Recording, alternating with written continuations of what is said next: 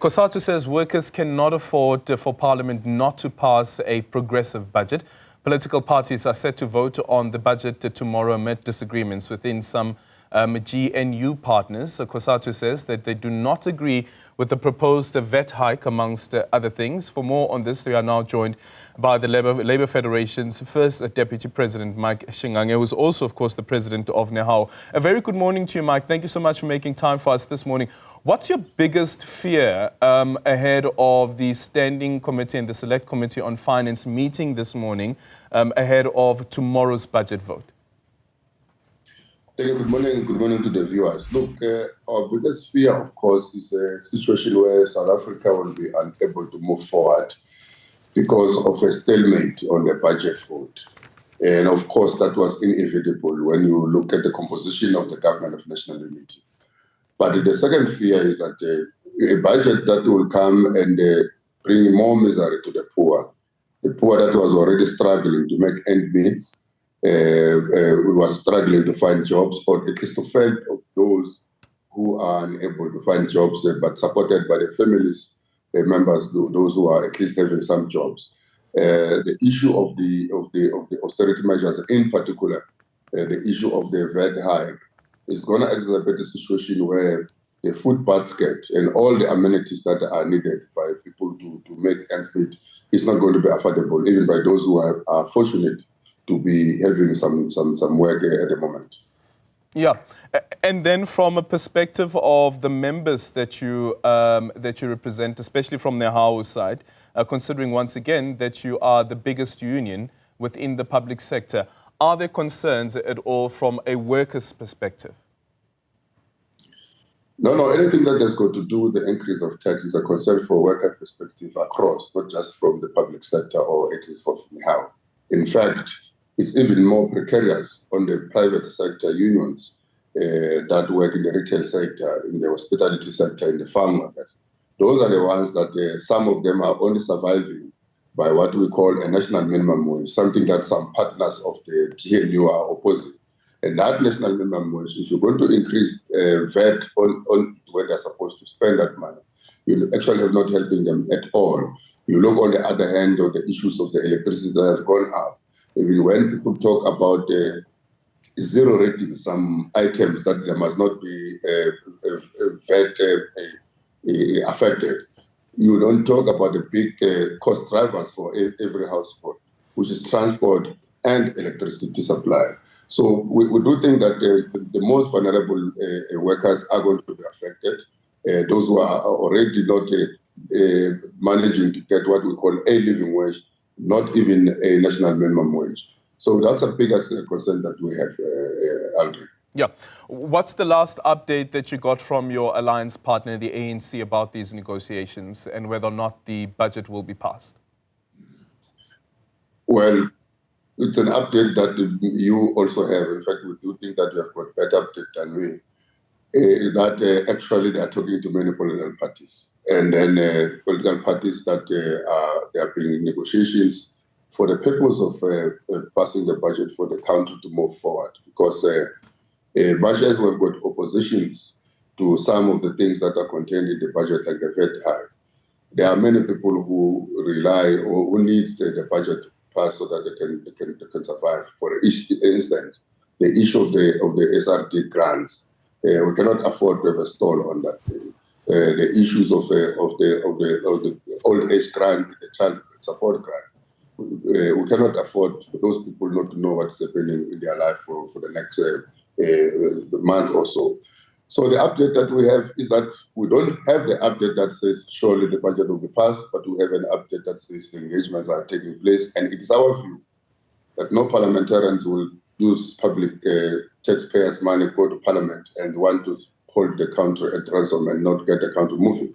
That's our hope, that we think that the people are going to think sensibly for the South Africans they represent in parliament. Yeah, and before we move on from this point, as an alliance partner, of course, things are a bit different now, having a government of national unity and the negotiations that needs to take place amongst the GNU partners.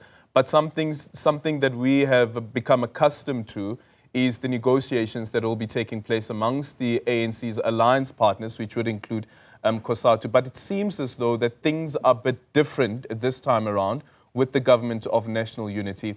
Are there any concerns that since the start, at least of the budget process, that Cosatu has noted in terms of consultation from the ANC side?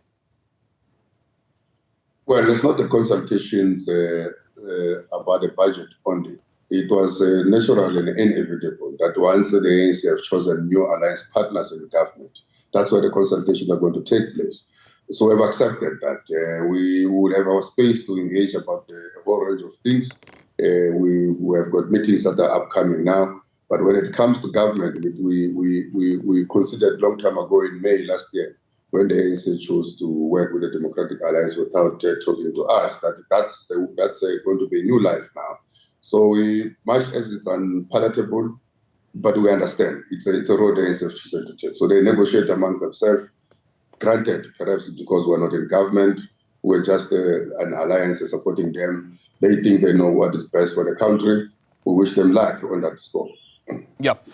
Then the other one is on the negotiations that will be taking place, or the negotiations that have been taking place. Some of the compromises that need to be made, whether it is the Democratic Alliance or the ANC or any of the government of national unity members. We saw a report over the weekend and yesterday as well indicating that one of the proposals is, as an example, that there be a devolution of power when it comes to the operations of Metro Rail, as an example, to the various to a provincial level. Is this something that Cosatu believes should actually be something that is pursued by the state, so that we see, for instance, that the trains being operated by the provincial authorities instead of at a national level? No, we do not agree to any devolution of powers, Adrian. We are a unitary state in this country. Metro Rail in particular was supposed to be a state-owned institution led by the state.